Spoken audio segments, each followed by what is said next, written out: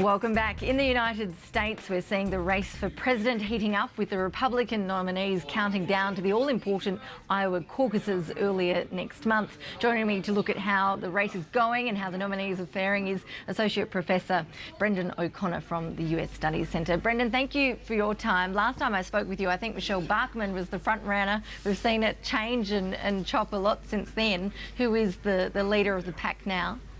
Newt Gingrich, or by his full name, Newton Leroy Gingrich, probably suggesting how this has been a strange year. He was a politician who really came to the fore in 1994 in American politics. He was elected Speaker in 1995 and then sort of crashed and burned during the Monica Lewinsky, Bill Clinton scandal, the impeachment scandal. He had his own relationship with an intern or a staffer. And he's come back, though, from, in some ways, from the dead politically, not just from the 90s, but in this campaign, he also looked dead and buried very early on in the campaign. And it has just been a rather extraordinary season of, you know, toing and froing. First, Michelle Bachmann being a bit of a star, this guy Herman Cain, and now Newt Gingrich. Yeah, we have seen, of course, that along the way Mitt Romney has been there as one of the solid candidates. He did have a gaffe, though, in the last couple of days. He offered to bet $10,000 on a policy dispute with his rival, Rick Perry. We've got a clip of that. Have a listen. That before, Rick, and you're simply wrong. It was true then. No. It's true now. Rick, I'll tell you what. $10,000 bucks? $10,000 bet? I'm not in the betting business. Okay. I heard one report today that the Democrats have registered the website 10kbet.com. So if he does end up as the Republican candidate, that's no doubt going to come back and haunt him. Brendon, it wasn't the smartest move, was it? Especially when you look at his background of private equity banker. He made a lot of money there. America obviously going through tough economic times. It did make him look pretty out of touch with the normal American. Yes, this has been his problem. He hasn't had a touch that I suppose people would either say is a common touch or a conservative touch. He's looked like a rather sort of made-for-television multi-millionaire that he is, and he hasn't been someone that American conservative voters who will vote in the Republican primaries have really warmed to. So on paper, he looks as though he's the best candidate. He probably is in some ways one of the best speakers. He has a reasonably, I think, good grasp of most of the big issues, and he has experience. He was a governor of Massachusetts. He ran the Salt Lake City Winter Olympics.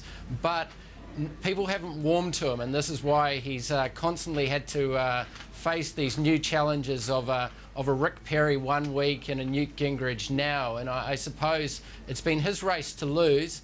This comment about a $10,000 bet, when the candidates were also asked in the debate, can they feel in touch with the common American? Had they experienced poverty in their own lives? And a lot of the candidates reeled off stories of childhood poverty.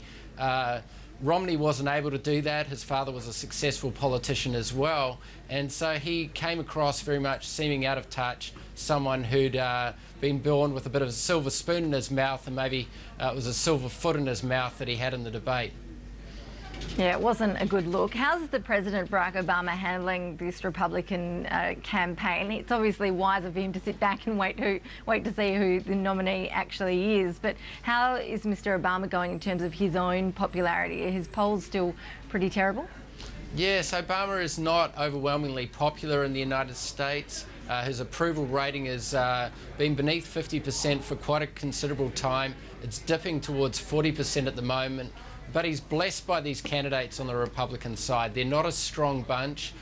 They're in some ways, I think, reflective of a Republican Party struggling to find candidates after what's known in America as the kind of greatest generation candidates, the World War II candidates, people who had had some association with World War II.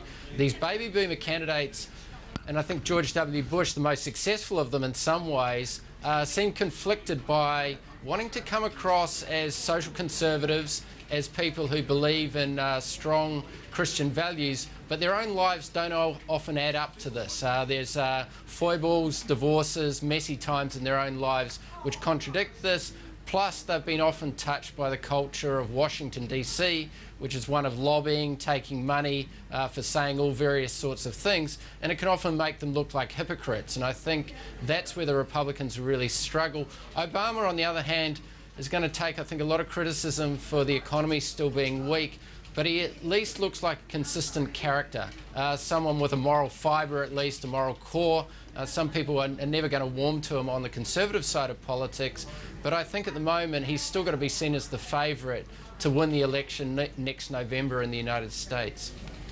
Very quickly, Brendon, because we're almost out of time. We saw overnight the Iraqi Prime Minister was in Washington meeting with President Obama. We know that American troops are due to be out of Iraq by the end of this month. How significant is this, and is that issue playing into the campaign at all? Obama promised to bring American troops home from Iraq. Of course, it was a war started by George W. Bush. I think he's been a little bit too glib about how things are going in Iraq. I think Iraq is a lot messier than Obama's speech on Monday suggested. There's still, I think, considerable violence in Iraq. Political tensions are quite high.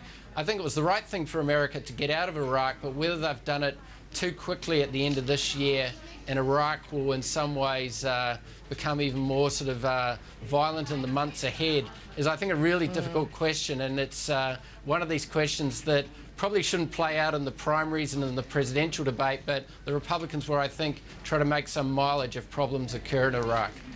Yeah, they will. Brendon O'Connor from the US Study Centre, appreciate your time as always. And that's all we have time for this program. Thank you for your company today. I'll see you tomorrow.